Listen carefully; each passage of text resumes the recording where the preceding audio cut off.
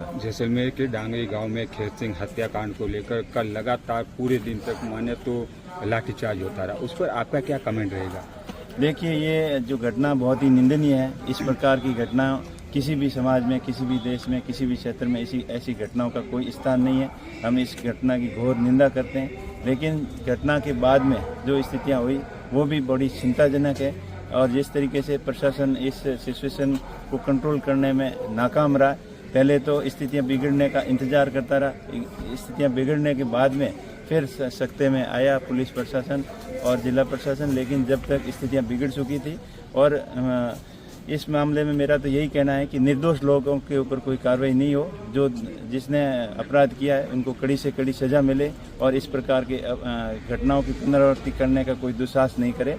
और इस मामले में प्रशासन सख्ती से निपटे और जो नेता लोग उस घटना को और ज़्यादा वंडर फैलाने की कोशिश कर रहे थे, इसके अंदर भड़काऊ भाषण देकर लोगों को गुमराह कर रहे थे और लोगों को उकसा रहे थे, ऐसे लोगों को भी कार्रवाई होनी चाहिए। और इसके ऊपर मेन जिला कलेक्टर की फेल्योरिटी है। उसने समय रहते अगर सही एक्शन लिया होता तो ये घटना नहीं होती। ऐसी घटना पहले बासंतपीर के अंदर भी हुई थी, उस समय भी पत्थरबाजी वगैरह हुई थी। उस समय की घटना को और इस घटना को अलग अलग नज़रिए से देखा गया और उस घटना में बड़े बड़े नेताओं ने ये बयान दिए कि देशद्रोही थे, उन्होंने पत्थरबाज और ये कई नाना प्रकार के बयान दिए।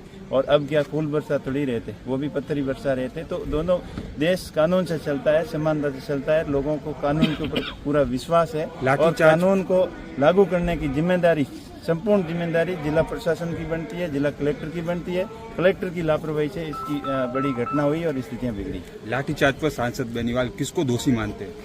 देखिए, लाठीचार्ज जिला प्रशासन की नाकामी रही है। अगर वो उस समय धारा 144 जो पुरानी थी, नए कानून की 163 जो उनको लगानी थी, वो अगर समय रहते धारा लगा देते तो भीड़ इकट्ठी नहीं होती। और भीड़ इकट्ठी होने के पीछे प्रशासन की लापरवाही रही है और जानबूझ के इस घटना को तूल देने का प्रशासन ने उसमें सहयोग किया है। इस वजह से इतनी बड़ी घटना हुई। हम पूरी घटना की घोर निंदा करते हैं और आगे आने वाले समय में ऐसी घटनाओं की पुनरावृत्ति नहीं हो तो जिला प्रशासन और जो दोषी अधिकारी है, जिनकी लापरवाही है, उनके खिलाफ सख्त से सख्त कार्रवाई हो। जिनको हिरासत में लिया गया था लाठीचार्ज के बाद, उनको वापस रात को 3 बजे छोड़ दिया गया है, उस पर भी आपका कुछ कमेंट रहेगा?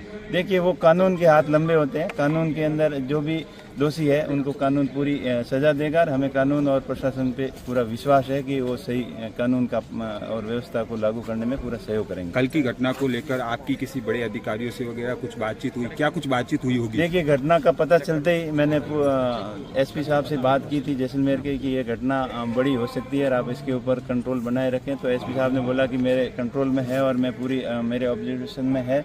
उसके बाद में मुझे लगा स्थानीय लोगों के फ़ोन आ रहे थे कि स्थितियाँ बिगड़ रही है, तो मैंने आईजी साहब से बात की, जोधपुर आईजी रेंज से।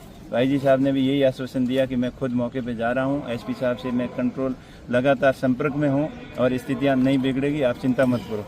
फिर स्थितियाँ और ज़्यादा बिगड़ने लगी, वहाँ आगजनी होने लगी, घरों को जलाए जाने लगा और लोग बहुत ज़्यादा संख्या में आने लगे। और कुछ नेता जेसीबी के ऊपर चढ़कर, पुलिस की गाड़ी के ऊपर चढ़कर जोर जोर से जनता को उकसाने का काम कर रहे थे। स्थितियाँ बहुत ख़राब होने लगी।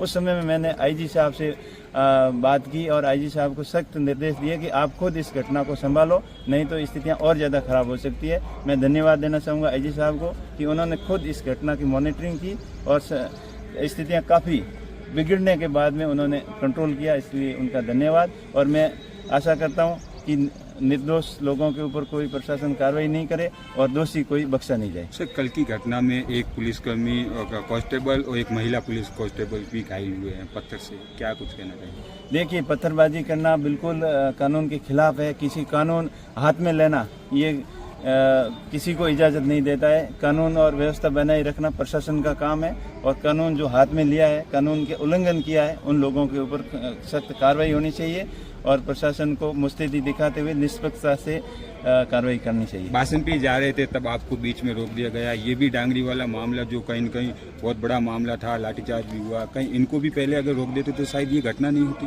देखिए, हम तो कानून और व्यवस्था के अंदर विश्वास करते हैं और प्रशासन ने बोला हम तो शांति के लिए जा रहे थे, शांति सभा, प्रार्थना सभा वहाँ करने के लिए जा रहे थे।